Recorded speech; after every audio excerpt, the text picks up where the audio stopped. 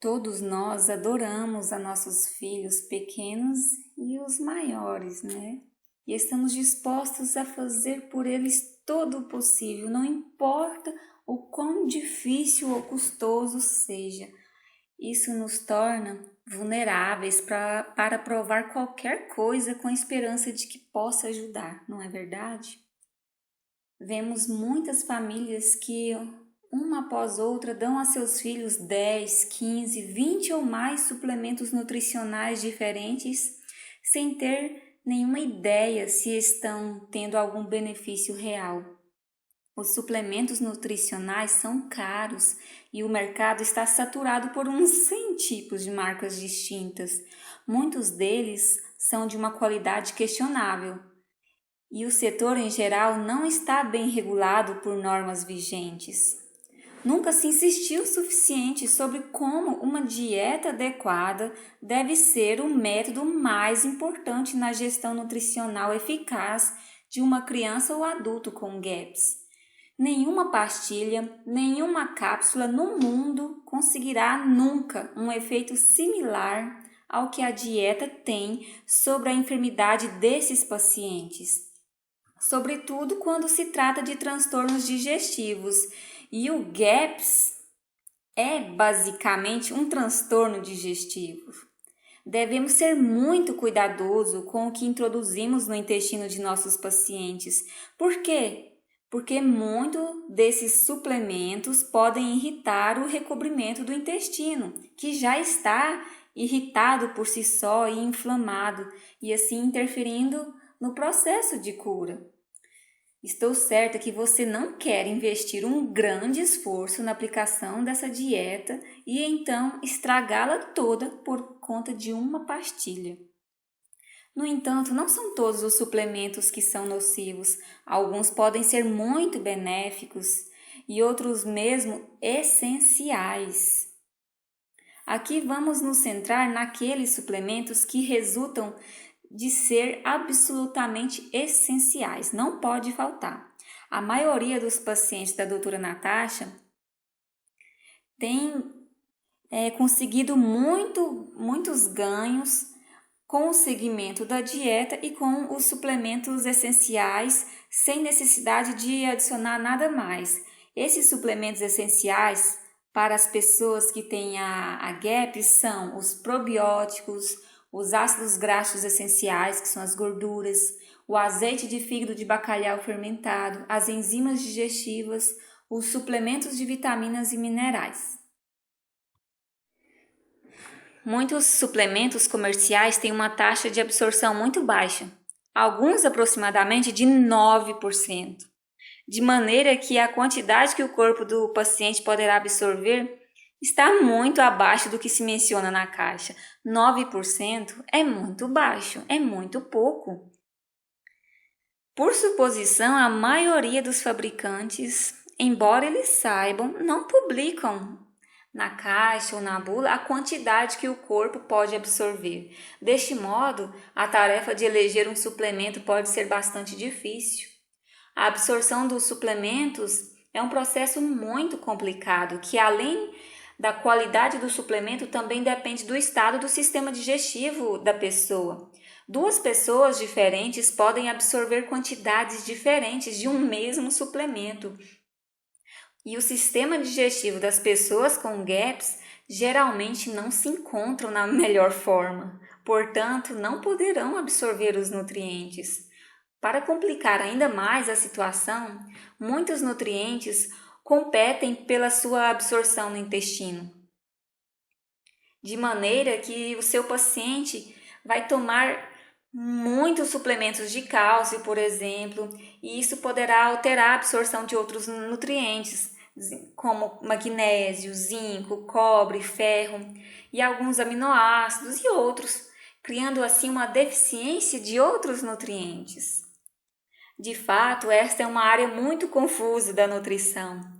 Bomba, presta atenção. A verdade é que ninguém sabe exatamente como prescrever vitaminas e minerais. Palavra da doutora Natasha. Ninguém sabe exatamente como prescrever vitaminas e minerais, porque não temos suficiente conhecimento nesta área ainda. Cada nutricionista ou médico profissional tem sua coleção de suplementos favoritos e isso que utiliza aqui com a maioria de seus pacientes, já está acostumado, então continua passando esse e assim vai. É igual você for em um psiquiatra, onde os fármacos que ele utiliza comumente ele está aplicando o método de ensaio e erro, e este mesmo método é utilizado na prescrição de suplementos de vitaminas e minerais. Então não tem muita diferença da linha convencional.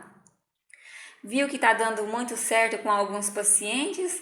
Então vou continuar com esses. Alguém reclamou, então eu paro. E assim vai continuando. E cada um é individual, nunca vai ter ninguém igual ao outro. Tomar vitaminas e minerais é uma prova muito, muito comum hoje em dia, não somente pela moda de tomar pastilhas para a saúde, mas sim porque um monte de alimentos vivem enriquecidos, né? Esses alimentos enriquecidos são os piores, né? Enriquecidos com vitaminas e minerais para compensar a perda que sofrem durante o seu processamento. Sem mencionar que muitos alimentos que se cultivam utilizando técnicas de agricultura intensiva, de fato que estão nutricionalmente pobres desde o princípio. A terra já está fraca porque a monocultura já explora o terreno. Desafortunadamente, muitos desses suplementos nutricionais são sintéticos. E o corpo humano foi desenhado para utilizar as formas naturais dos nutrientes. E frequentemente ele não reconhece as formas sintéticas e não sabe o que fazer com elas. É simples. Se fomos criados de forma natural para aceitar tudo o que vem da natureza, o nosso corpo não vai aceitar nada que não seja feito pelo Criador. Ele não vai entender, vai ver isso como um alienígena, mesmo que seja suplemento. Se for sintético, é toxina a mais, é algo que vai causar mais dificuldades de metabolização nesse corpo que já está cansado. E tem uma crescente suspeita de que muitos cálculos renais, por exemplo, são causados pelas vitaminas C sintéticas, que inclusive a maioria dos suplementos de vitamina C estão disponíveis nos mercados. Tem uma opinião muito popular que sustenta que hoje em dia não podemos estar saudáveis sem tomar suplementos nutricionais, devido ao fato de que nossa terra hoje em dia não nos pode proporcionar as quantidades excelentes de todos os nutrientes. Sim, isso aí já se tornou voz popular. De fato, também se vivem consumindo cereais para o desjejum, com tostadas pela manhã, bocaditos no almoço, uma certa rotina difícil para o corpo. Então, ele não vai ter uma nutrição adequada e se terá que administrar suplementos. Então, se a dieta é moderna e processada, com certeza, né, você vai precisar. Já a dieta que se descreve nesse livro da Dieta GAPS, ela proporciona as quantidades adequadas de nutrientes na sua forma natural e o corpo poderá reconhecê-las e saber o que fazer com elas. O consumo de sucos prensados adicionará quantidades mais concentradas de vitaminas, minerais e outras substâncias muito úteis. Um bom probiótico também incrementará as porcentagens de absorção dos nutrientes em uns 50% ou mais. Então, os probióticos vão ajudar a absorver os alimentos da dieta, os sucos ajudar também a oferecer quantidade de vitaminas e minerais de uma forma muito biodisponível. E além do mais que as bactérias probióticas são a fonte principal de vitamina B, K, biotina e muitas outras do organismo. De fato, Este é o primeiro grupo de deficiências nutricionais que desaparecem quando o paciente se empenha a tomar as doses adequadas dos probióticos fortes, os probióticos terapêuticos. A dieta e os probióticos iniciam a cura do sistema digestivo, pelo que o paciente começará a absorver os alimentos corretamente. Outro ponto importante que temos que levar em conta quando se refere a nossos pacientes com GAPS é que seu sistema digestivo está inflamado e danificado.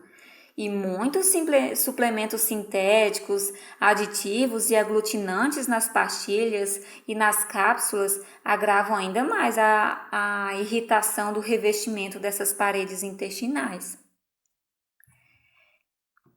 que por si só já estão muito sensíveis nos nossos filhos com GAPS, interferindo ainda mais no processo de cura.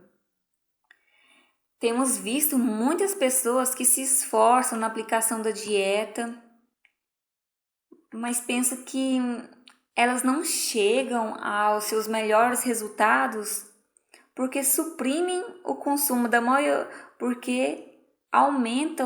suprimem o consumo da maioria dos suplementos. Por isso, não recomendo o uso de nenhum suplemento vitamínico ou mineral no começo do programa. Recomendo fazer o maior esforço em implementar primeiro a dieta e iniciar com o processo de cura do intestino. E aí, uma vez que o sistema digestivo se empenhar a trabalhar adequadamente, as deficiências nutricionais já desaparecem sem necessidade de suplementos, de forma natural por meio do próprio organismo. Mas suponho que todos os pacientes são diferentes e alguns requerem tomar suplementos específicos. Então, penso que este é um assunto que o médico ou profissional qualificado poderá decidir. Eleja suplementos sem nenhum tipo de ingredientes que possam agravar a enfermidade do intestino. Os suplementos líquidos são os melhores que os suplementos em pó, em tablets ou cápsulas. Os ingredientes que não estão permitidos na dieta deverão estar excluídos. Então, se não pode açúcar, xilitol, outras coisas também não entram. Eleja a si mesmo suplementos com uma taxa alta de absorção. Por exemplo, as vitaminas e suplementos com ácido fúlvico adicionado. O ácido fúlvico, que não deverá confundir-se com ácido fólico, de forma alguma, é produzido pelas bactérias edáficas. Ele pode garantir uma taxa de absorção muito alta. Tem também propriedades quelantes para metais pesados. E as bactérias edáficas são os probióticos que proporcionam ácido ao seu intestino. Mantenha o consumo de suplementos na mínima quantidade possível. 1. Probióticos. Bom, nos alimentos, para a escolha dos probióticos, você pode escolher o kefir de água, o kefir de leite, o iogurte caseiro. Tenha atenção na hora de escolher a procedência desse leite, de uma vaca que não esteja grávida e amamentando ao mesmo tempo, porque ela vai produzir bastante estrogênio, de uma vaca que coma pastagem e não ração transgênica, tome sol, não seja tão contaminada por drogas farmacêuticas, enfim. Também o chucrute, que é feito do repolho, quivás da beterraba, outros vegetais fermentados, as carnes fermentadas, como os peixes. E também o probiótico terapêutico comercial, que deve ter pelo menos uma concentração de 8 bilhões de células bacterianas por grama. Pelo menos isso. Uma vez que o paciente tenha alcançado a dose terapêutica, ele deverá tomá-la durante 6 meses aproximadamente. É necessário esse tempo mínimo de 6 meses para eliminar a flora patogênica e começar a restabelecer a flora normal. Então, 6 meses é o mínimo para começar a tirar a flora patogênica e substituir pela nova, pela flora que queremos. Depois do período terapêutico, você deve reduzir a dose a uma de manutenção. A pessoa terá que seguir tomando essa dose durante muitos anos ainda na sua vida. É importante reduzir a dose de forma gradual, seguindo o mesmo processo que seguiu ao introduzi-los. Porque quando você for começar, você também vai fazendo devagarzinho, vai dando pitadinhas, aumentando de pouquinho em pouquinho. Observe as reações neste período. A dose de manutenção é muito individual. Alguns casos, a dose de manutenção é a mesma da dose terapêutica que você já usava no meio da dieta. Da mesma forma que você aumentou a dose no início aos pouquinhos, para sair você também vai abaixando aos pouquinhos. Um bom probiótico terapêutico e de boa concentração deverá produzir um efeito de extinção. Elas começarão a destruir as bactérias patogênicas, os vírus e os fungos. Olha aí como que a gente vai combater a praga da Cândida albicans com os probióticos. E quando esses patógenos morrem, eles liberam toxinas. E aí é onde acontece a reação de Herxheimer. Seu filho vai se sentir mais cansado que de costume, vai ter indisposição no geral, o humor pode alterar, pode ter erupção cutânea, diarreia,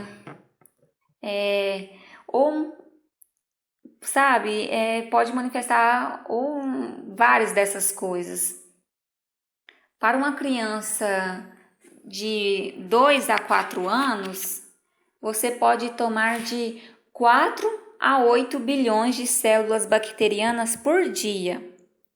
Mas só que você vai tendo que aumentar isso gradativamente, bem aos pouquinhos.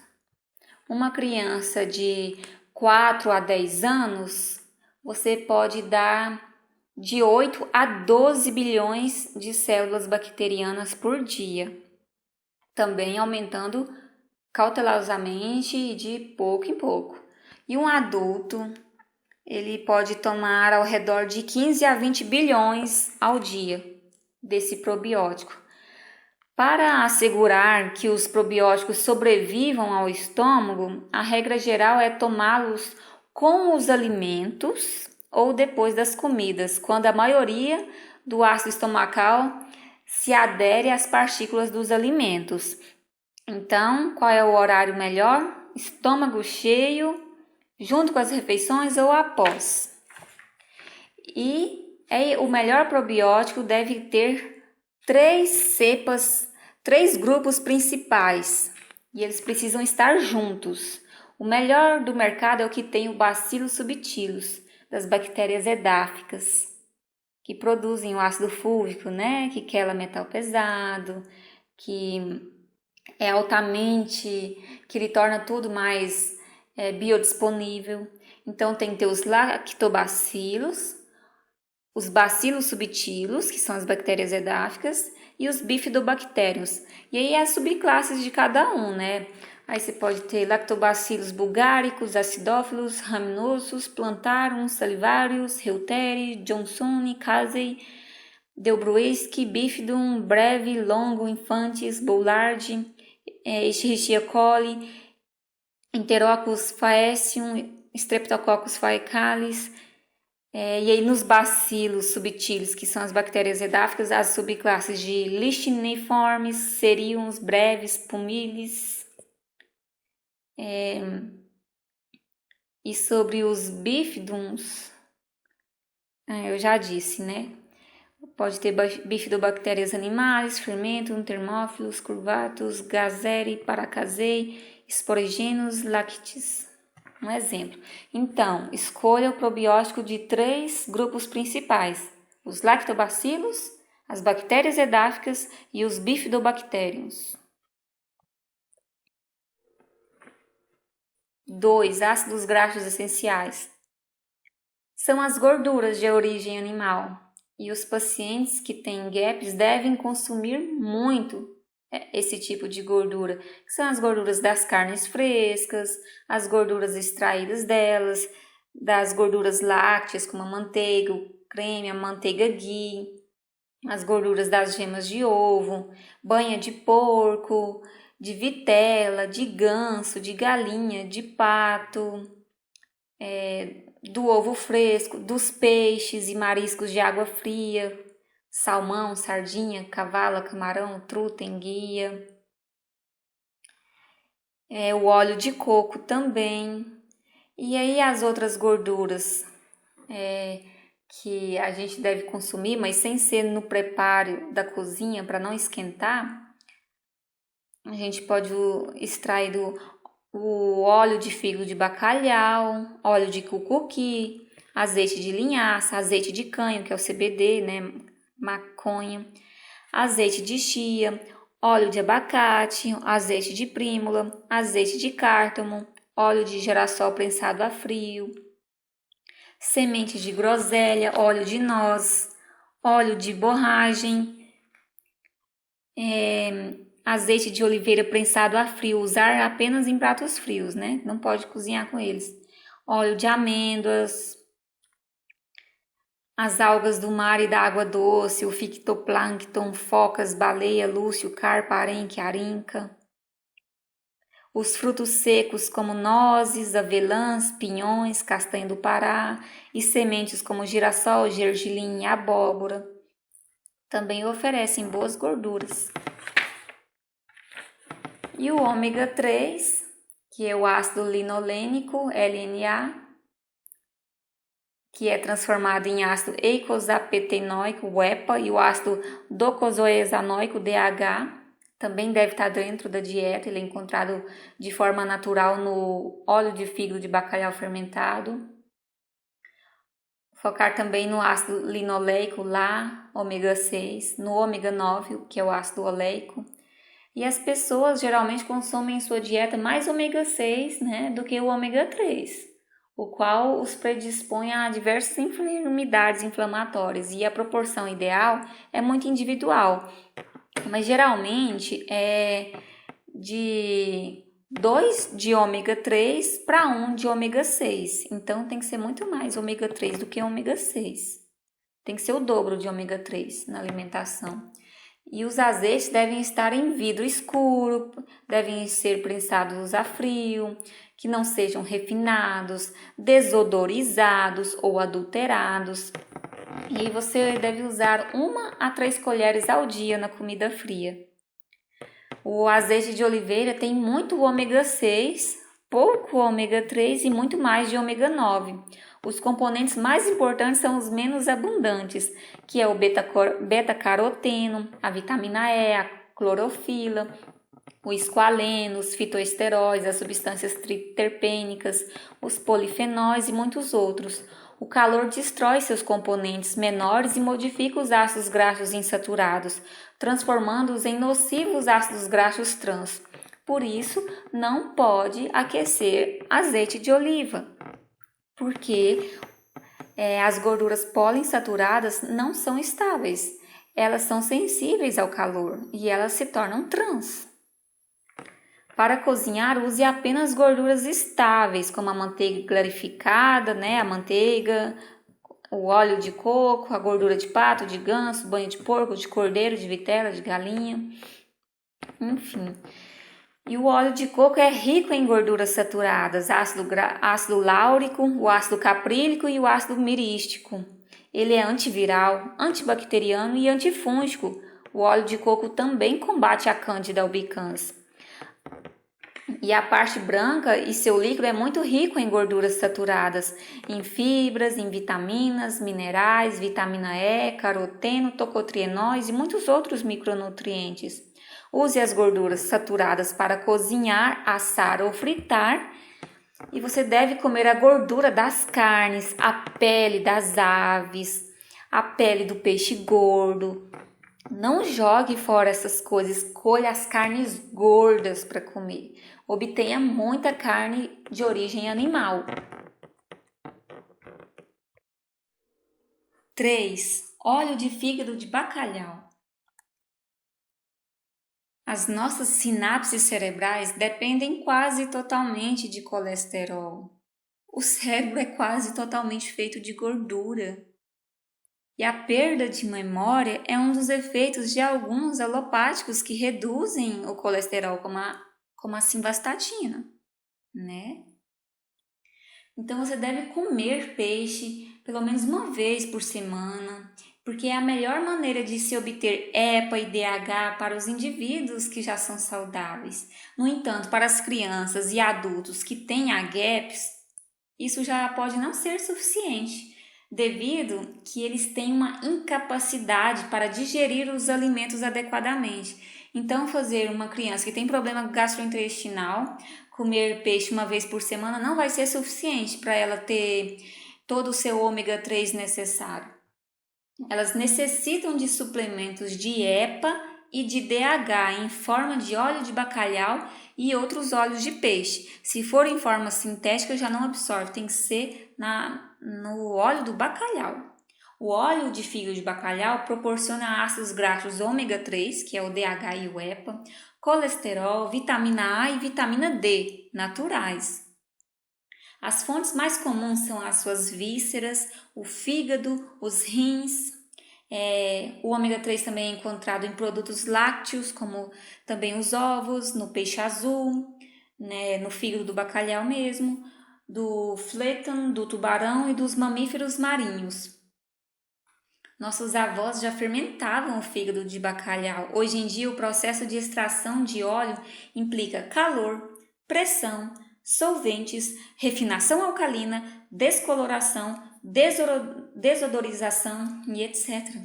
A produção industrial destrói a maioria das vitaminas A e D e então o que eles fazem? Adicionam-nas sinteticamente. Ai, meu Deus. E aí o corpo não vai absorver, por mais que está lá mostrando que tem vitamina A e D, mas foi adicionada sinteticamente. Então, quem tem problema gastrointestinal não vai absorver. O melhor óleo de fígado de bacalhau é aquele que é produzido por métodos tradicionais de fermentação, mas é quase impossível encontrar este. Então, recomendo adquirir alguma marca com vitaminas A e D adicionadas naturalmente. Não use com vitaminas sintéticas. Nas primeiras semanas, você pode dobrar as doses do óleo. Para bebês e crianças muito pequenas, você pode usar passando sobre a pele, porque a pele absorve apenas o que o corpo necessita. Não precisa ter medo de superdosagem, ela só absorve o necessário. Muito interessante, né? É recomendado buscar um óleo na proporção de 10 de vitamina A para 10 para 1 de vitamina D. Ou seja, uma proporção que tenha 10 vezes mais vitamina A do que vitamina D.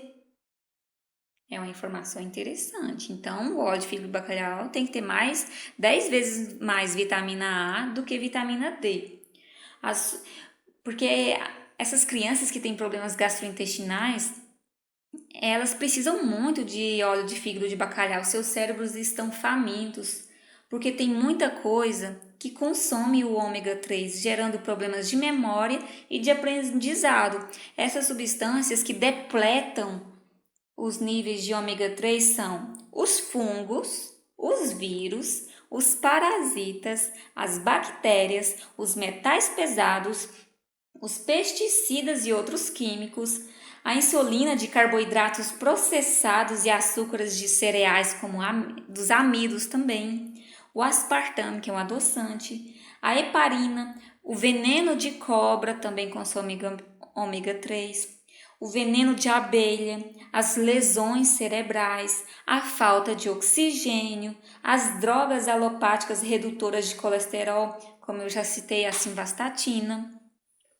Então, não é nem questão de será que precisa? Com certeza precisa de óleo de fígado de bacalhau. É imprescindível.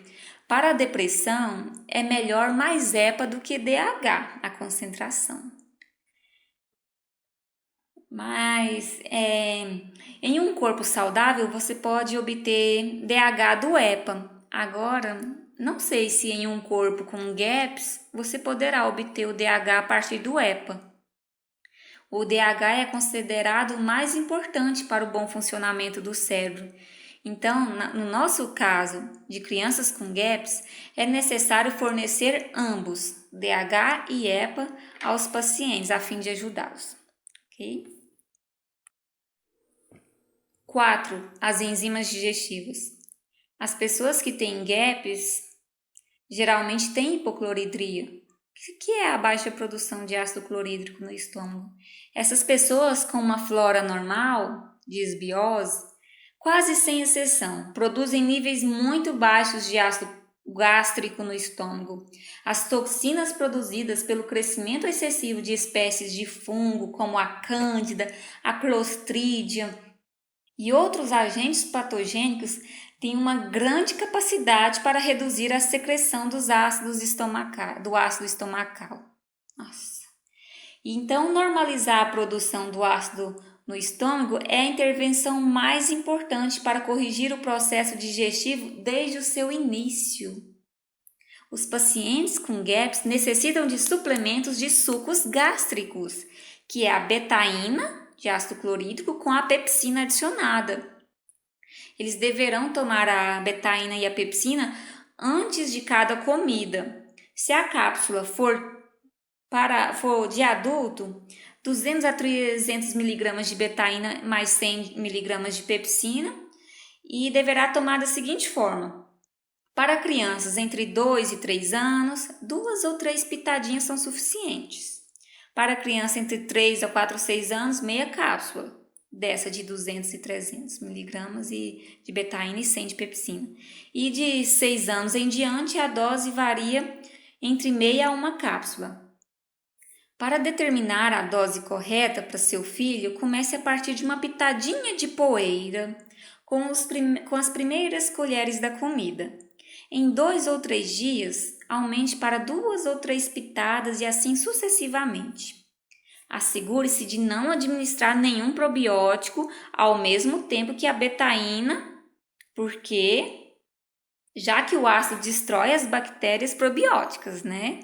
Administre o probiótico na primeira hora da manhã, entre as comidas ou depois das comidas, quando o nível do ácido estomacal se encontra mais baixo. Ou então você pode usar outras opções naturais para estimular o organismo para que ele produza seu próprio ácido. Você pode usar umas colheres de chucrute antes da comida e um copo de caldo de carne caseiro. Então, ao invés de comprar a betaína e pepsina para produzir ácido clorídrico, você pode apenas usar os chucrutes antes da comida ou junto. As enzimas digestivas incluem normalmente a protease, a peptidase, lipase, amilase, lactase, celulase. E em um sistema digestivo saudável, a maioria dessas enzimas são produzidas no pâncreas. Mas se somos capazes de restaurar a acidez normal do estômago, a digestão se desenvolverá sem nenhum problema, já que o ácido do estômago estimula o pâncreas a produzir suas próprias enzimas. Então, se você já estiver dando o chucrute, que aumenta a produção de ácido clorídrico, você não vai precisar também de comprar enzimas digestivas, porque uma vez que o ácido é acionado no estômago, o pâncreas já secreta suas enzimas digestivas. Você já deixou de comprar então agora 2 suplementos, né? A betaína e pepsina e as enzimas digestivas. Para restaurar a acidez do estômago, portanto, isso é muito mais importante que os suplementos de enzimas pancreáticas. Então, você deve focar muito mais em regularizar essa produção de ácido do que em comprar enzimas digestivas. Mas, se você já tiver enzimas digestivas e continuar dando, não tem problema nenhum. E também quiser comprar betaína e pepsina, pode continuar. É só uma sugestão. 5. Suplementos de vitaminas e minerais. As pessoas que têm GAPS têm muitas deficiências nutricionais, né? A gente já está cansado de saber, né? Muitos suplementos comerciais têm uma taxa de absorção muito baixa, como já falamos, aproximadamente de 9%. E a maioria deles são sintéticos e o corpo humano foi criado para utilizar as formas naturais dos nutrientes. e com frequência não consegue reconhecer as formas sintéticas e não sabe o que fazer com elas, né? O sistema digestivo das pessoas que têm GAPS já está inflamado e danificado. E muitos suplementos com aditivos, aglutinantes, podem agravar ainda mais a irritação dessa parede intestinal. Por isso, não é recomendado o uso de nenhum suplemento vitamínico ou mineral no começo do programa. É recomendado fazer um maior esforço, né, e implementar primeiro a dieta e iniciar com o processo de cura do intestino. Depois que o sistema digestivo se já estiver empenhado a trabalhar adequadamente, as deficiências nutricionais já vão desaparecer sem a necessidade de suplementos, de forma natural, por meio do próprio organismo. Os suplementos líquidos, né, enfatizando, são melhores do que os suplementos em pó, em cápsulas ou em tabletes. E você deve escolher ainda os suplementos com uma alta taxa de absorção. Por exemplo, que são as vitaminas e minerais que têm o ácido fúlvico adicionado.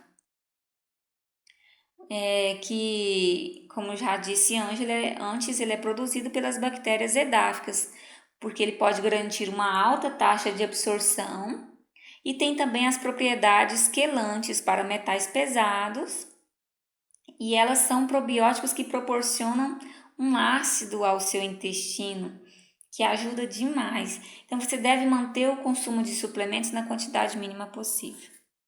É isso.